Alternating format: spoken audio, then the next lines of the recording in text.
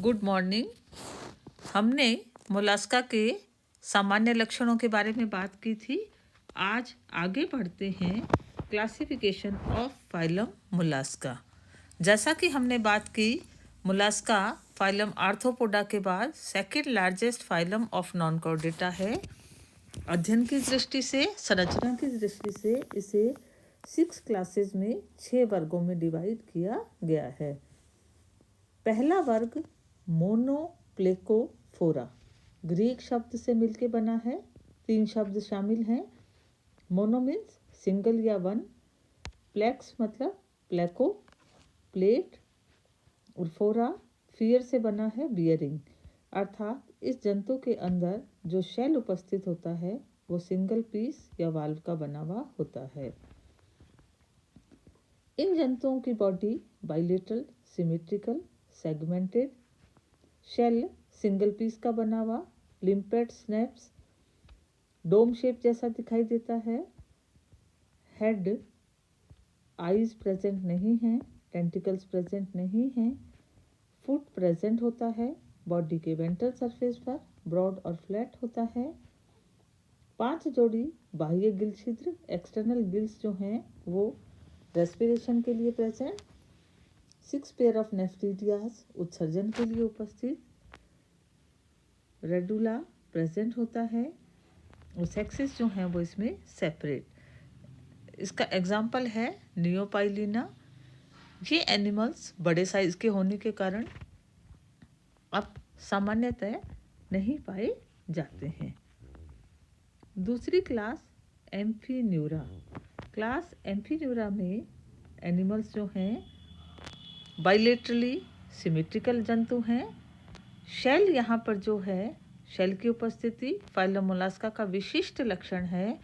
हर class के जंतुओं के शेल में कुछ स्पेशलिटी होगी।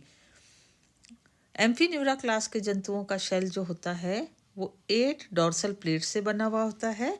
जैसा कि यहाँ पर आप काइटन के डायग्राम में देख पा रहे हैं, ये जो लाइंस बनी हुई हैं, जो धारियाँ बनी हुई हैं, ये शेल प्लेट्स को रिप्रेजेंट कर रही हैं। रेडुला फाइलम मोलास्का का विशिष्ट लक्षण, हमने सामान्य लक्षणों में बात की थी। मुख में पाया जाने वाला एक विशिष्ट अंग यहाँ भी उपस्थित है। फुट चलनांग पुनः शरीर के अधर तल पर होता है, लार्ज साइज का होता है, फ्लैट होता है और पेशीय संरचना होती है। माउथ और एनस आहार नाल की दोनों ओपनिंग्स जो हैं वो अपोजिट एंड्स पर उपस्थित होती हैं। लैंगिक दृष्टि से नर और मादा जंतु अलग अलग होते हैं। अप्रत्यक्ष परिवर्धन के कारण ट्रोकोफोर लार्वा उपस्थित होता है। पूर्णतः समुद्री जल में पाए जाने वाले जंतु हैं। एग्जाम्पल काइटन, जिसका डायग्राम आप यहाँ पर देख रहे हैं। आगे बढ़ते हैं। तीसरा वर्ग स्कैफोपोडा। थर्ड क्लास जो है ये है स्कैफोपोडा। ग्रीक शब्द से लिया गया है। Scaphe means boat, poda means foot. Boat shape का फुट प्रेजेंट होता है। कॉमनली इन एनिमल्स को टस्क शेल और टूथ शेल के नाम से जाना जाता है। आप यहाँ देख रहे हैं डायग्राम जो एनिमल का दिया हुआ है, ये देखने में हाथी दांत जैसे दिखाई दे रहे हैं।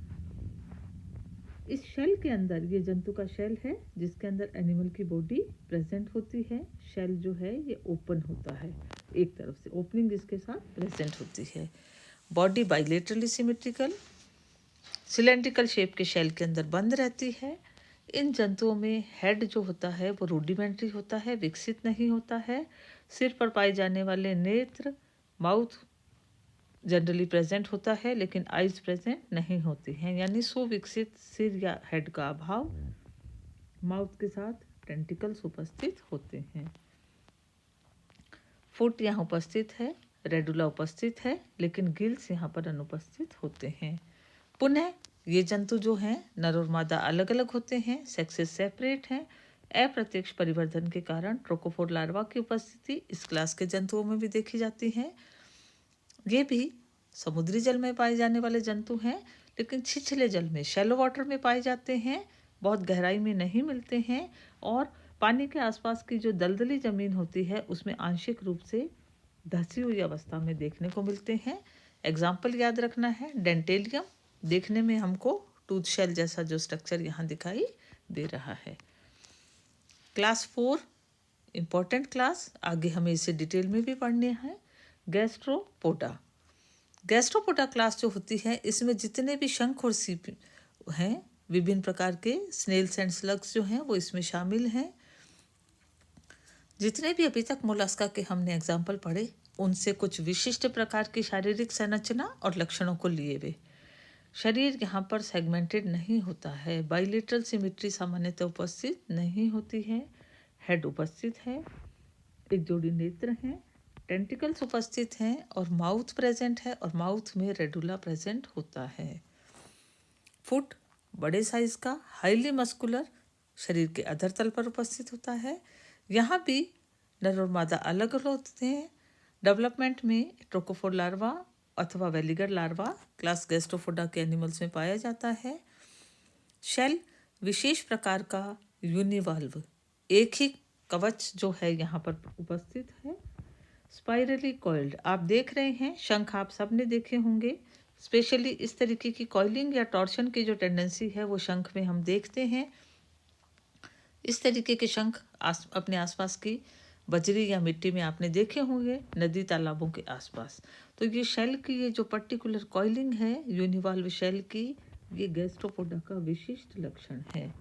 और ये इस प्रकार का कुंडलन जो होता है, इसे टॉर्शन या घूर्णन की प्रवृत्ति कहा जाता है। हम पाइला के विस्तृत अध्ययन में इसके बारे में पढ़ेंगे। श्वसन के लिए यहाँ पर भी गिल्स उपस्थित होते हैं। एग्जाम्पल पाइला एप्पल स्लेन के नाम से जाना जाता है, जिसे हम देख रहे हैं। अगली क्लास पेलिसीपोडा, फिर से Greek word pelekys, hatch shape, podia मतलब फुट। फुट जो होता है वो देखने में head like, wedge like structure का फुट प्रेजेंट होता है, इसीलिए इन एनिमल्स को जनरली पेलिसीपोडा के नाम से जाना जाता है।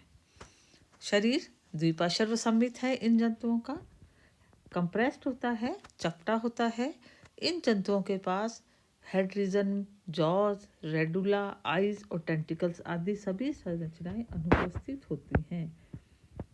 मेंटल, शरीर के अंदर पाई जाने वाली एक muscular membranous structure, phylum Mollusca का विशिष्ट लक्षण मेंटल की उपस्थिति, इसे भी हम आगे डिटेल में पढ़ेंगे। दो भागों में, दो पालियों में विभाजित शेल भी यहाँ पर दो लोब का बना हुआ होता है, इसीलिए ये जो क्लास है, इस क्लास को बाइवेल्विया भी कहा जाता है। इसी क्लास का दूसरा नाम है बाइवेल्विया। ये यहाँ पर हम सीपी को देख रहे हैं, ये आउटर ओपनिंग है।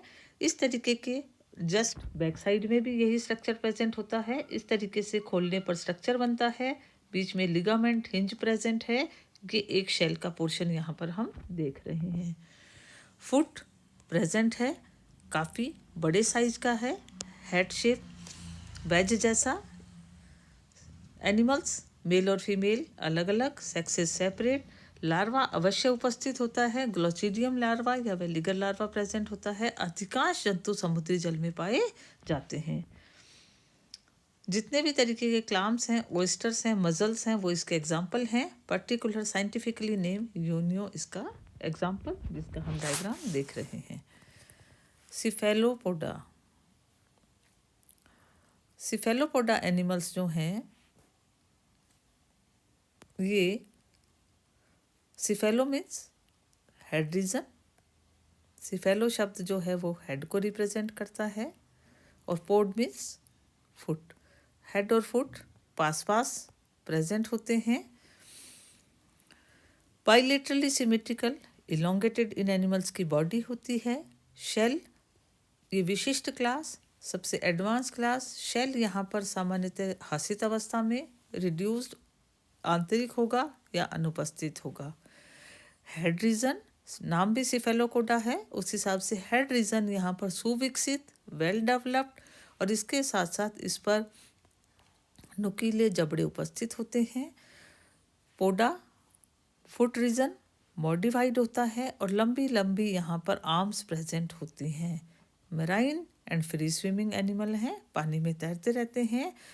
ऑक्टोपस इसका एग्जाम्पल, ऑक्टो मीन्स 8, हम यहाँ देख पा रहे हैं कि ये जो इसका स्पेसिमेन, ये जो डायग्राम है, 8 यहाँ पर आर्म्स जो होती हैं वो इसके पास प्रेजेंट होती हैं। तो बच्चों, ये था क्लासिफिकेशन ऑफ मोलस्क का। टोटल 6 क्लासेस को हमको स्टडी करना है। Study of shell is conchology and study of molluscan is malacology, फिर से याद रखना है। नेक्स्ट सेशन में पढ़ेंगे इसका रिप्रेजेंटेटिव टाइप स्टडी के रूप में पाइला को। धन्यवाद।